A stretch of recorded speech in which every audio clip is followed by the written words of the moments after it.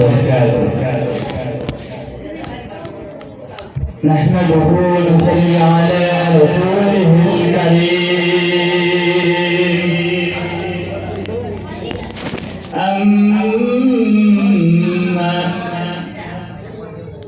أما بعد فأعوذ بالله من الشيطان الرجيم. بسم الله الرحمن الرحيم. وأن المساجد لله فلا تدعوا مع الله أحدا. وقال النبي صلى الله عليه وسلم: من بنى لله مسجدا بنى الله له بيتا في الجنة، أو كما قال عليه الصلاة والسلام. وقال الله تعالى في شان حبيبه ومحبوبه ومعشوقه آمنا ومخبرا: إن الله وملائكته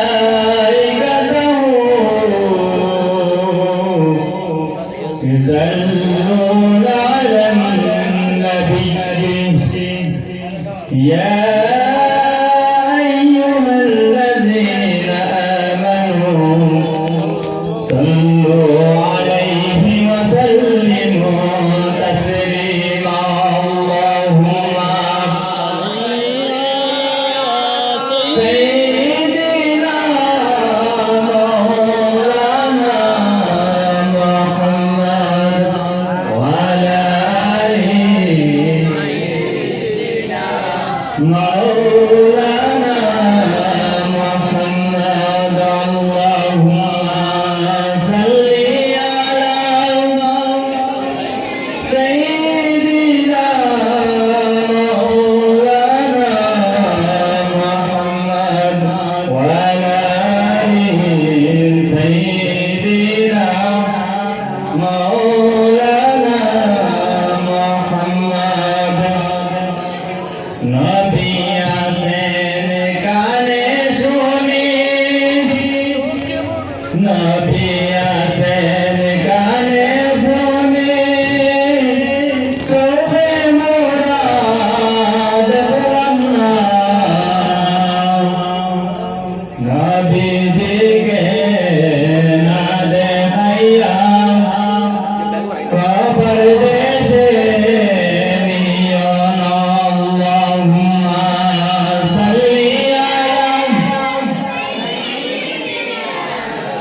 مولانا محمد وعلى آله سيدنا مولانا محمد. সম্মানিত আজকের এই জলসার সভার সভাপতি সাহেব, আমার স্নেহ ছোট বড় তালেবা ভাই বন্ধুগণ, আজকে আমি আপনাদের সামনে মসজিদের আদব এবং ফজিলত সম্পর্কে কিছু আলোচনা করব। যদি আল্লাহ পাক রব্বুল আলামিন আমাকে তৌফিক দেন ইনশাআল্লাহ।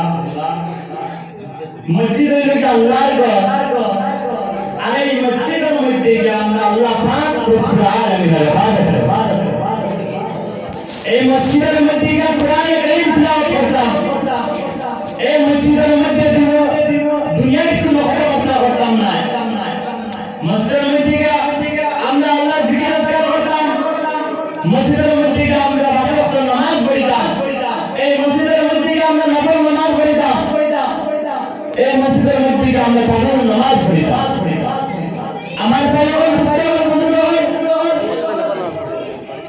হাদিস শরীফের মধ্যে একবার একজন সাহাবী মসজিদের মধ্যে এলান করলা তার উঠে তাহলে তখন মসজিদের মাইকের মধ্যে এলান করলা তখন নবী শোনার পর এই সাহাবীর মধ্যে বৈঠক হইলা এই সাহাবী জানুন তাকবীর বলতেন ভাই এবং মুস্তাফা বুজুর্গ হয় আমরা যে মসজিদের মধ্যে গিয়ে দিনের কথাবার্তা হই দুনিয়ার কথাবার্তা হই আমরা বহুত গুনাহ হাদিস শরীফের মধ্যে জানাবেন নবী করিম সাল্লাল্লাহু আলাইহি সাল্লাম ফরমাইলেন আহাবুল বিলাদি ইলাল্লাহি মাসাজিদুহা ওয়া আফদালুল বিলাদি ইলাল্লাহি আসওয়াকুহা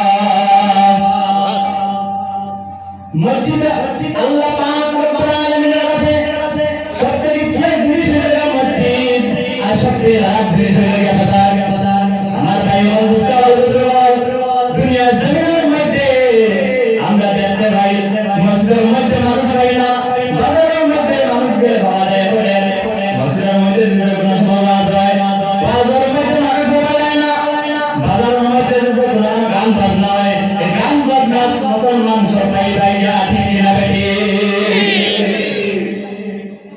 আমার ভাই ও মুস্তাফা বুজুর্গ আল্লাহ পাক রব্বুল আলামিন কোরআনে কারীমের মধ্যে দাঁড়িয়ে দেন وأن المساجد لله فلا تدعوا مع الله أحدا